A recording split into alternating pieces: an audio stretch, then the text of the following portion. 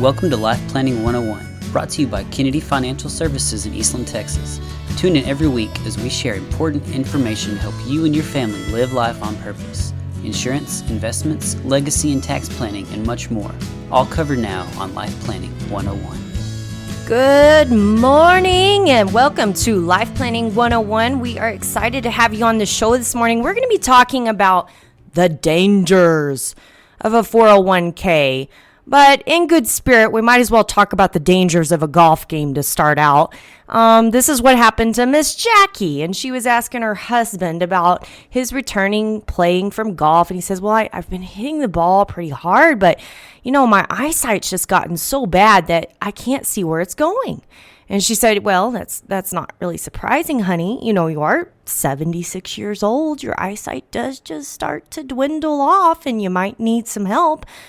Why don't you take your brother Stuart along? He's 87. He doesn't play golf anymore, Tony commented. Well, he's got perfect eyesight. He could watch the ball for you, she added. So he said, okay. And he took Stuart on with him the next day, and he was swinging the ball, and the ball disappeared right down the middle of the fairway. And he said, can you see it? And Stuart said, smiling, well, where is it? And he said, well, it's out of my eyesight range now, but I forget where I saw it. So I guess the bottom line is that no matter what's bad for one person might be bad for another person in a different way, even if it's with the same thing. And that is exactly what's going on with a 401k. And I know that's a completely weird intro, but I thought sports was appropriate, especially with it being the Olympics. And I thought about Olympians and actually 401ks and kind of familiar ground, because if you remember, gone are kind of the good old days where you work for a company for 30 years, and then when you retire from that company, they give you enough pension income that you're not going to need to worry about running out of money, right? You've got this income, you've put in your time and your dedication to this company, and they're going to take care of you. And that just doesn't happen anymore. The prolonged low interest rate environment kind of made that disappear once and for all. And unless you work for a government of some sort or have a government affiliated pension, you probably don't have any kind of pension. So what does that mean? Well, that means that your retirement is on your shoulders completely. And that's a little scary. And I think we could learn a lot from Olympians when it comes to this. I was actually looking this up. I was curious. My son, 8 years old, and he's very competitive in his rodeo and really anything he does, the skiing, whatever. And he was talking about being this or being that. And I was thinking about how long does it take these guys to become great at what they are? And I found this one article at owaves.com, and it brought on the book from Malcolm Gladwell, which is wonderful. It's called Outliers, The Story of Success. And in that book, I actually have read it. It talks about it takes 10,000 hours to master a single skill. And if you think about Tiger Woods and how much time he spent on the golf course, or switch that to Michael Phelps, did you know he started swimming competitively at age 7? Yeah, age 7. Simone Biles, she started gymnastics at 6 years old and went to professional coach at 8 years old, right? So she was at the 10,000 hour mark before she even crossed the Olympic line at Rio in 2016. And Katie Ledecky, another swimmer, started at age 6. And she spends 4 to 6 hours a day in the pool. Wow. Isn't that crazy? Her estimated skill approach was about 15,000 hours heading into Rio. So I just think it's really extreme, on these measures of these athletes and how much dedication they put in. And then you flip that coin and you think about your own 401k. Why do we find it so hard to put back money, right? Why do we find it so hard to have that discipline? And there's a sheer willpower that's within these athletes that we can learn from and we can look to, because, we always are saying that If you don't pay yourself first, there's not going to be anyone to be able to take care of you when you're old, in your old age. Maybe government, obviously. But I don't think that's anyone's real plan, is for the government to just be able to take care of them. If you're like most Americans, you kind of like your freedom and you want your choices and you want to be able to have flexibility. And there's really no flexibility if you're just relying on all kinds of social programs. In fact, you're restricted and you're trying to make sure everything's set up right so you can take advantage of those social programs. So it's the complete opposite. So what does this mean? Does this mean that you need to be chunking money back in your 401k? Is that really the best option for you? And, it's interesting because I think most companies out there have some sort of retirement plan now, and most of those are a 401k. Yeah, there's some other profit sharing, stock plans, deferred compensation, and I would say 401ks like 403bs, like 457s, they have a lot in common, right? And don't get me wrong here. 401ks literally help millions of people put money back for retirement. And I'm going to go through the pros of that 401k, but there's also some lingering dangers of a 401k that you need to make sure you are completely aware of in your willpower. And when you decide to turn on that faucet of where you're going to be putting money and where you're going to be stockading for yourself. So when you get down the road and you're ready to, hit that door, have that retirement party and can't see on the golf course, then you're prepared. So that's what we're going to talk about on Life Planning 101 today. You're not going to want to miss it. The dangers of a 401k.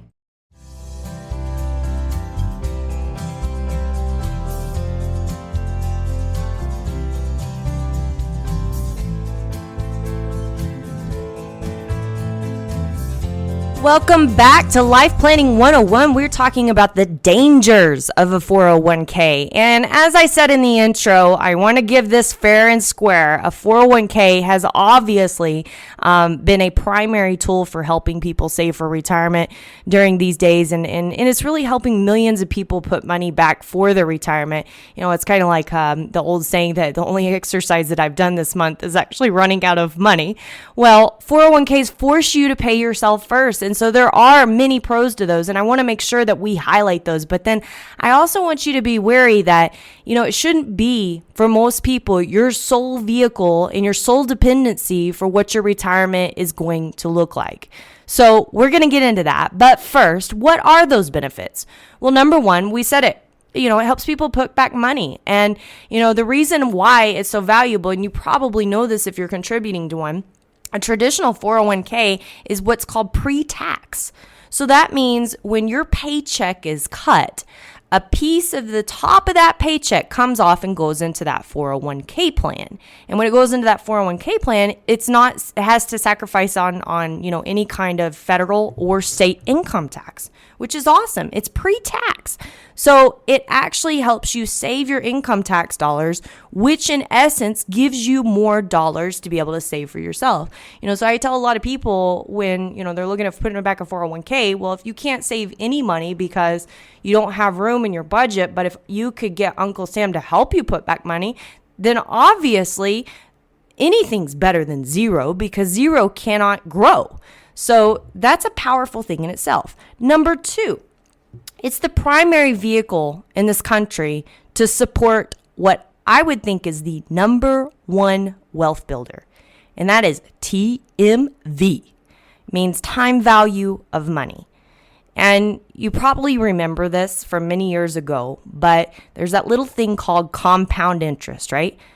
And the longer your money is compounding, the more you're going to have. Consider this. Let's take two people. Let's say Amy, okay? So Amy, she starts contributing $500 a month to her 401k at age 25. Now, John, on the other hand, he waits. He's got a lot going on at age 25. He says, I'm not in a big hurry. And he doesn't really get serious till age 35, 10 years later. But get this. In order for John to have the same amount of money as Amy at age 65, investing the same way, in other words, we're just going to anticipate an 8% return. Obviously, returns are not guaranteed, and that's just an assumption. However, John is going to need to contribute almost $1,200 a month, where Amy can just keep up with her $500 a month. This is more than double think about that. Really think about that. Think about the power of that time value of money. So starting early obviously makes sense. Number 3, another benefit. There's often a company match or some kind of other benefit. I mean, get real. This is 100% return on your investment. So for most people, if you have a 401k plan and your company matches, at least do what it takes to get the maximum match out of the company, because that is literally 100% return on your investment. I don't know any investment out there that's going to top that. 100% return on your investment day one, by the way. And it does get compounded on. That's exciting. So let's imagine that Amy's company had matched her 3% income as long as she put 3% in that plan. When she retires, that company match will have increased her retirement balance by 25%, given her another quarter. So let's just say she made a mere $50,000 a year and she never saw a pay increase. That's going to amount to over $400,000 that her company puts back for her. That's pretty powerful. So where is the danger in all of that? I mean, all that sounds so powerful, so wonderful. Well, there's a short answer and there's a long answer. The short answer is this: the loss of, you got to wait for our break to hear more about the dangers of a 401k when we come back on Life Planning 101.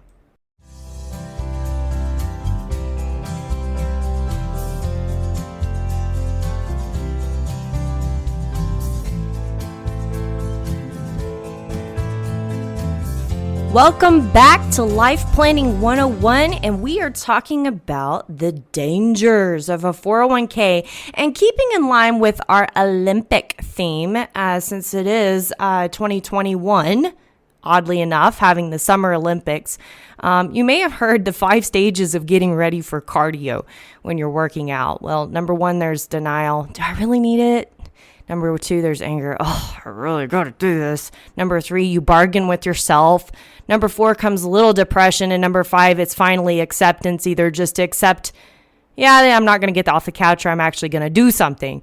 Well, as bad as all of that mental energy is, what's worse is what happens if you don't get up and have some cardio. Well, we all know the health risks. I need to go no further. The reality is putting back money for your retirement can be the same way. If you spend your whole life going through those same 5 stages of having to find a dime to put back for your retirement, what do you think the actual result is going to be when you get ready for retirement? And it's not going to be pretty. So, I bring up these dangers of 401k, and I hope you listen to the rest of the show, because there are a lot of positive things about a 401k, and I certainly don't want to give the impression that you shouldn't be contributing to your 401k, much less your retirement. In fact, quite the opposite. We would recommend that you do max out everything you can to put back for your own future, because you're going to be the only one that's going to take care of you someday. And, I know that's a hard thing to realize, especially if you're surrounded by family and friends, but I hear people all the time say, well, I don't really want to be a burden on our kids. That's not what I planned. I really am worried who would take care of me if no one's there. And so count yourself lucky to hear this today.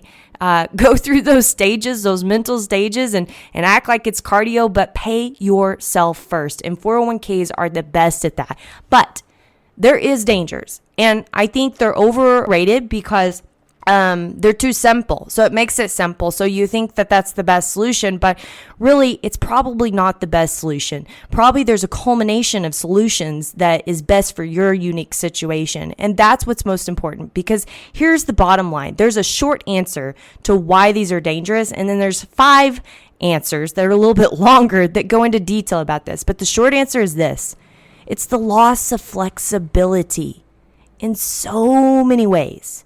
So let's get into that. Number 1, you're not able to get your money when you need it.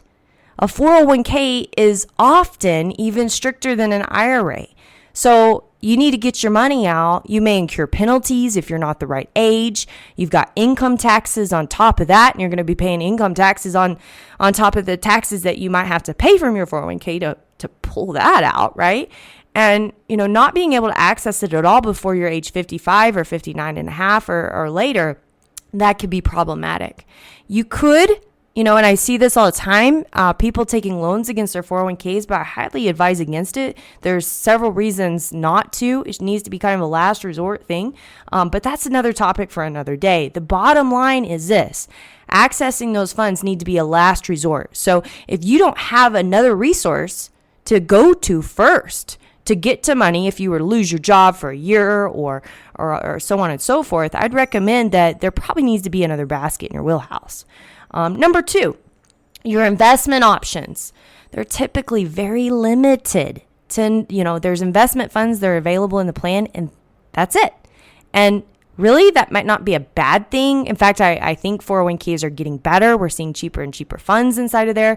However, it depends on your future and goals. And what about your present situation?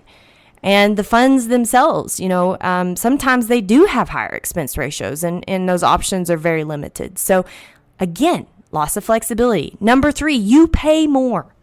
Okay, so this is something interesting. I don't think a lot of people really realize this, but usually 401k plans are more expensive than investing outside of a 401k. Now, why would that be? Well, there's a lot more money that needs to be paid to people to administer one. There's the administration fees, there's the taxes, there's the trustee, there's the audits, there's this, et cetera, et cetera, et cetera. And we didn't talk about the normal fees that would go along just with investing. So there's several services and fees that could be tacked on top of your 401k, which actually depletes your return over time. Believe it or not. Number 4, okay, Uncle Sam. So if you remember the beginning of the show, we talked about an advantage to a 401k is when you start putting money into a traditional 401k, it goes in pre-tax. Well, Uncle Sam, he's going to get you coming or going. You just take your pick. And he kind of likes 401ks because if he gets you going, then that means there's a lot larger balance in there. And that means that he's going to be able to get paid a lot more along the way, right? So you're forced to start withdrawing from your 401k currently at age 72. And when that happens, what we find is, and we call this the tax bomb, is for some retirees, maybe they didn't need that much out of their 401k. Maybe they do have other incomes coming in, specifically Social Security, maybe pension, something else. And, what happens is this tax bomb hits and their income taxes go up tremendously. And their income taxes go up tremendously because it's not only the tax on the 401k, but their Social Security may have increased in tax as well. And not only that, but depending upon where your total income falls depends upon the amount of your Medicare Part B and drug plan premiums. So guess what? They end up paying more. Now that's a problem. Now, if we were suspecting that tax rates were going to be less in the future, maybe this would be less of a problem. But I want to ask you what you think. Where do you think tax rates are headed? I mean, you see the news, right? Some of it, maybe a little bit. Have you seen the numbers coming out of Washington, the money that's circulating here? How's all that going to get paid for?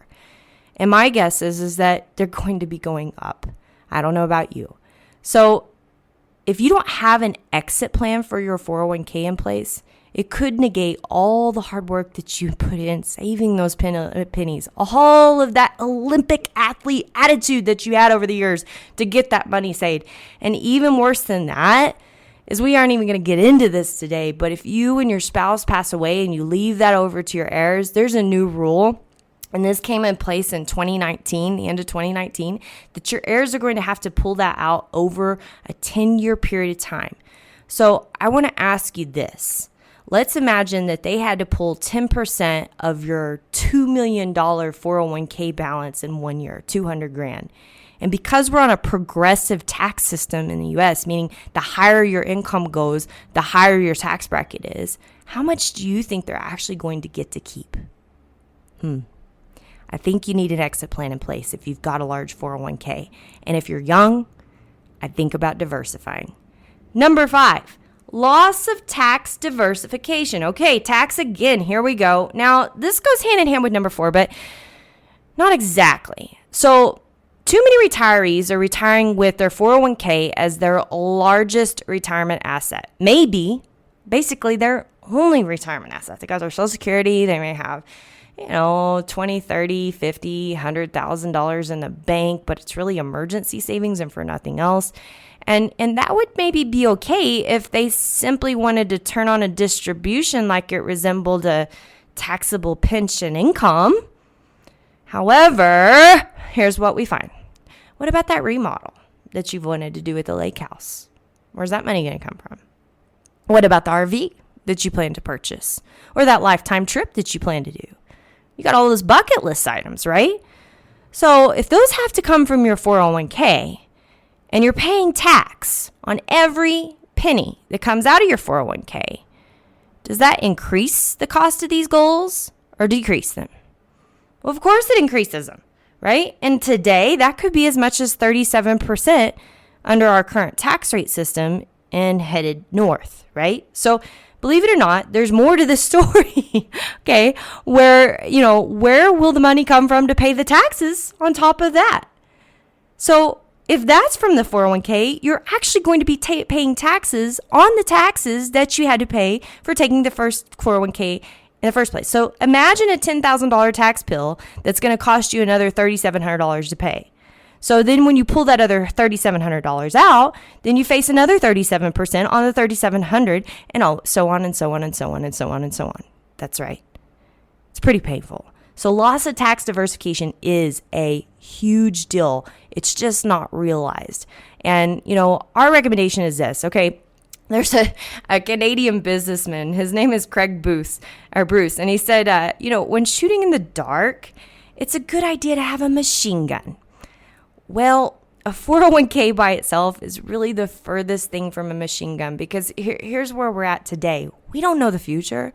We don't know what things are going to look like. And the whole purpose of a machine gun is to be able to hit anything.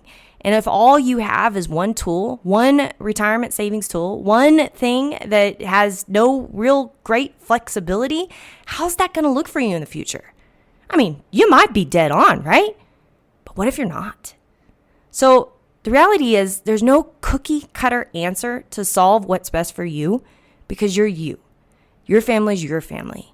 Your future's your future. And whether you and your neighbor work at the same place and earn the same income and have all the same benefits or not really doesn't matter because it's about your unique situation and you need a plan.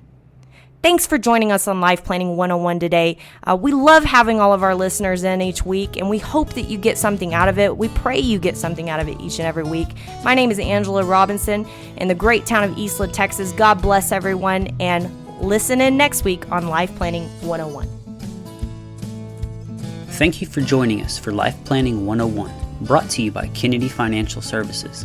If you have questions, you can email them to lifeplanning@kennedy-financial.com. Be sure to tune in next week for more Life Planning 101.